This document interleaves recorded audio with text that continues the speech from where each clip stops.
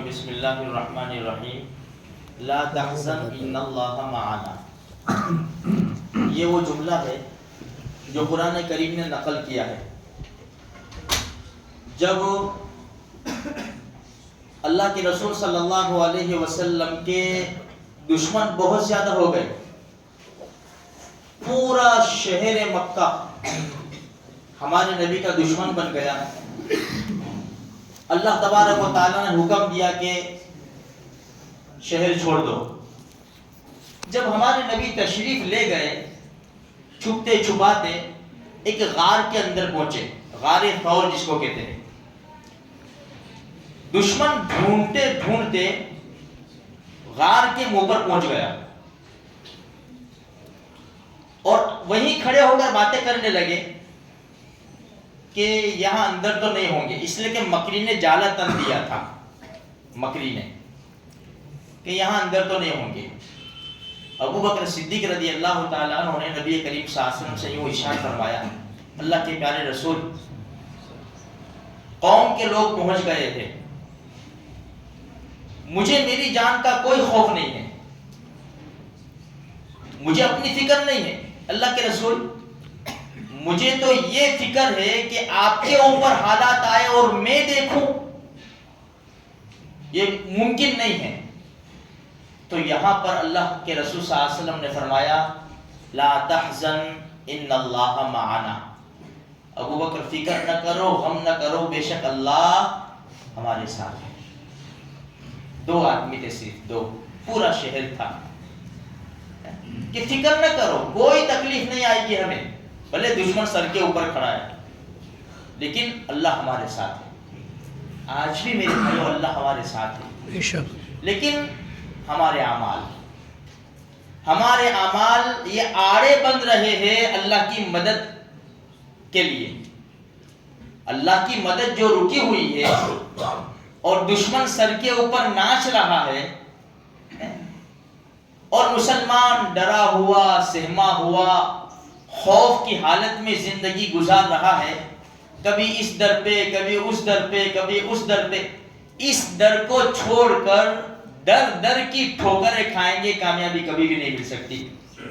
کتنے بڑے بڑے لوگوں کے پاس چلے جاؤ نا، وہ احکم الحاکمین بادشاہوں کے بادشاہ کے دربار کو چھوڑ کر بھلا کون سا دربار ہوگا جو ہمیں کامیابی دلائے گا؟ عزت ذلت تو ہمارے رب کے ہاتھ میں ہے. اللہ کے دربار کو چھوڑ کر اوروں کی آفیسوں پر اور اوروں کے دربار میں جا کے بھیک مانگنے کی کیا ہوا؟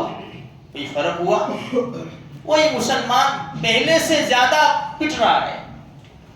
اس لیے میرے بھائیوں اللہ ہمارے ساتھ ہے بے شک، لیکن ہمارے اعمال صحیح ہو جائیں گے. من کان للہ کان اللہ لہ، جو اللہ کا ہو گیا اللہ اس کا ہو گیا. اسی لیے دیکھو عمر ابن سیرین رحمۃ اللہ علیہ فرماتے ہیں کہ روایت ہے کہ عمر ابن خطاب رضی اللہ تعالیٰ عنہ کے سامنے لوگ باتیں کرنے لگے اور ابو بکر صدیق رضی اللہ تعالیٰ عنہ کا جو مرتبہ تھا نا اس سے بڑھانے لگے عمر ابن خطاب کو. فرمایا ٹھہر جاؤ، کہاں جا رہے ہو؟ مجھے ابو بکر سے بڑھاتے ہو؟ ابو بکر کی ایک رات عمر کے سارے خاندان سے بہتر ہے. ایک رات، کون سی رات؟ جب غار میں پہنچنے سے پہلے جب راستے میں جا رہے تھے تو ابو بکر صدیق رضی اللہ تعالیٰ عنہ کبھی اللہ کے رسول کے آگے چل جاتے، تھوڑی دیر آگے چلتے، پھر تھوڑی دیر ہوتی پھر پیچھے چلے جاتے، پیچھے چلتے. اللہ کے رسول یہ دیکھ رہے کبھی ابو بکر آگے ہے کبھی ابو بکر پیچھے ہے. ابو بکر کیا ہو گیا؟ کبھی آگے چل رہے ہو کبھی پیچھے چل رہے ہو. اللہ کے پیارے رسول جب دل میں خطرہ ہوتا ہے کہ دشمن پیچھے سے اٹیک نہ کر دے، دل میں آتا ہے بس پیچھے چلا جاتا ہوں میں تاکہ کوئی تکلیف آئے تو آپ کو نہ آئے مجھے آئے. کبھی ایسا دل میں ہوتا ہے کہ دشمن آگے گھاٹ لگا کر بیٹھا ہوا ہے تو میں آگے آ جاتا ہوں کہ دشمن آگے سے حملہ کرے تو آپ کو کوئی تکلیف نہ ہو، تکلیف مجھے ہو جائے. اللہ کے رسول نے فرمایا ابو بکر اللہ نہ کرے کوئی حادثہ پیش آ جائے تو تم یہ پسند کرتے ہو کہ میری جگہ کے اوپر آپ کی جان کے اوپر حادثہ آئے؟ یا رسول اللہ یہی تو بات ہے، یہی تو بات ہے، اس وجہ سے تو میں کبھی آگے جاتا ہوں کبھی پیچھے آتا۔ کیا مرتبہ مل گیا ابو بکر صدیق رضی اللہ تعالیٰ عنہ کو۔ میں نے اور آپ نے سوچا کہ میرے نبی کی شریعت کے اوپر آنچ نہ آ جائے، چلو میں آگے چلے جاؤں، پیچھے کوئی کچھ کر رہا ہے، میرے نبی کی شریعت کے اوپر آنچ نہ آ جائے، میں پیچھے جا کے روکوں۔ بس مجھے تو میری عیاشی بدماشی، میری زندگی، میری دکان، میرا مکان، میرے بیوی بچے، چاہے اللہ کے رسول کی شریعت کے ساتھ کچھ بھی ہو رہا ہو، قرآن کو جلایا جا رہا ہو، نبی کی شریعت کی مذاق اڑائی جا رہی ہو، کچھ بھی ہوئے، نہیں میری جان بچ جانی چاہیے، بس میرے بیوی بچوں کا کچھ نہیں ہونا چاہیے، باقی کسی کا کچھ بھی ہوئے نہیں۔ میرے بھائیوں، کروڑ ہاں کروڑ جانیں قربان ہو جائے نبی کریم صلی اللہ علیہ وسلم کی ذات اقدس کے اوپر، وہی ہمارے سہارے ہیں۔ ان کی شریعت کو چھوڑیں گے تو کہیں کے بھی نہیں رہیں گے میرے بھائیوں، ان کے دامن کو چھوڑیں گے تو نہ دنیا میں ٹھیک رہیں گے نہ آخرت میں، دنیا میں بھی در در کی ٹھوکریں کھاتے رہیں گے لیکن ہاتھ کچھ بھی نہیں آئے گا۔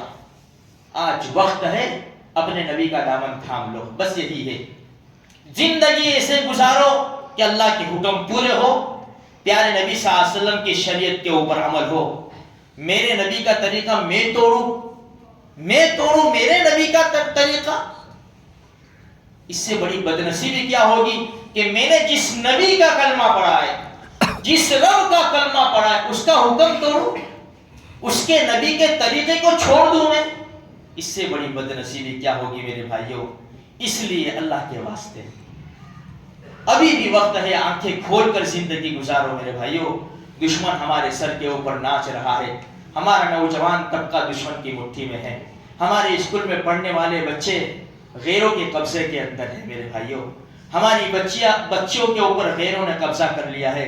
اللہ سے بھیک مانگو، دعا کرو میرے بھائیوں، یہ دعا کا وقت ہے، صدقے کا وقت ہے، قربانیوں کا وقت ہے، یہ عیاشی اور بدماشی کا وقت نہیں ہے، ورنہ یہ امت کا کیا ہوگا وہ تو رب ہی جانتا ہے۔ بس اللہ سے دعا ہے اللہ ہم سب کی حفاظت فرماوے، ایمان کی، مکان کی، سامان کی، عزت کی، آبرو کی، جان کی، مال کی، ہر ایک چیز کی ہمارا رب ہماری حفاظت فرماوے۔ آمین۔